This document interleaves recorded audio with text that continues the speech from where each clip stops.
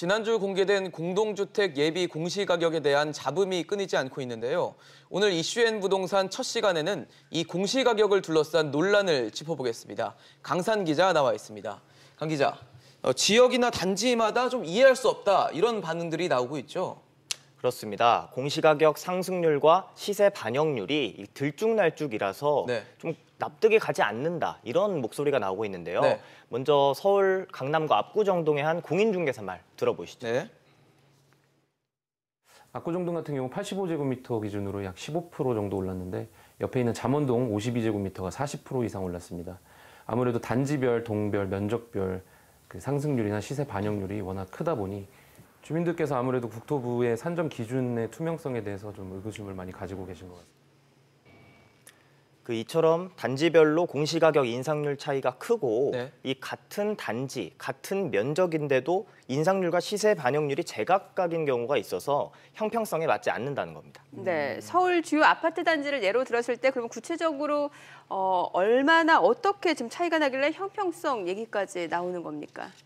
강남권의 대표적인 재건축 추진 단지를 한번 예로 들어보겠습니다. 서울 잠원동의 신반포 8차 재건축 단지의 전용 면적 52제곱미터는 올해 공시가격이 9억 2,800만 원으로 지난해에 비해 40% 넘게 올랐는데요. 하지만 지난해 11월 중순 실거래가와 비교하면 시세 반영률이 63%대에 그쳤습니다. 반면 송파구 잠실동 잠실주공 5단지 전용 면적 82제곱미터는 올해 공시가격이 13억 6,800만 원으로 시세 반영률이 75.6%에 달했습니다. 그러니까 두 아파트의 시세 반영률이 12%포인트 이상 벌어진 겁니다. 근데 단지가 같아도 면적이 다르면 또 공시가격 차이가 좀 크게 난다면서요? 그렇습니다. 이 서울 용산구 용산 프로듀어 서밋을 예로 들었을 때 면적별로 상승률이 이 11%포인트나 차이 납니다. 전용 면적 189제곱미터의 공시가격은 지난해 14억 9천만 원에서 올해 19억 2천만 원으로 29% 가까이 올랐습니다. 근데 반면 148제곱미터는 지난해 11억 1,200만 원에서 올해 15억 6천만 원으로 40% 상승의 이 두 단지가 11%포인트 차이를 보였습니다. 심지어 작은 평형이 큰 평형보다 공시가격이 더 높게 산정된 곳도 있는데요. 서울 문배동 아크로타워 전용 면적 84제곱미터의 올해 공시가격은 6억 8,500만 원인데 같은 단지 안에 더 큰 면적인 126제곱미터는 6억 8,100만 원으로 산정됐습니다.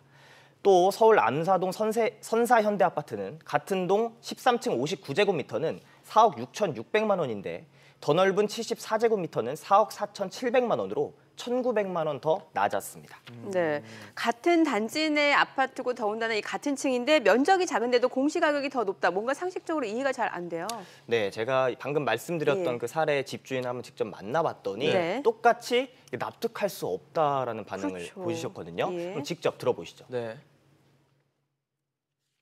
이런 식으로 가면 우리 다운타운스에 있는 사람이 그러면 세금도 많이 내야 되는 거 아니에요? 말이 안 된다고 생각하는데요. 집값 자체가 높은데 집값 자체로 가야지 공시가를 매겨야지. 왜 작은 평수가 높은지 그거는 말이 안 되고 당연히 이의신청을 해야 돼.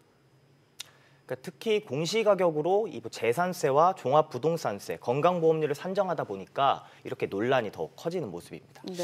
논란이 크다면 이 공시가격 산정 방식을 좀 바꿔야 된다 이런 목소리도 나올 것 같거든요.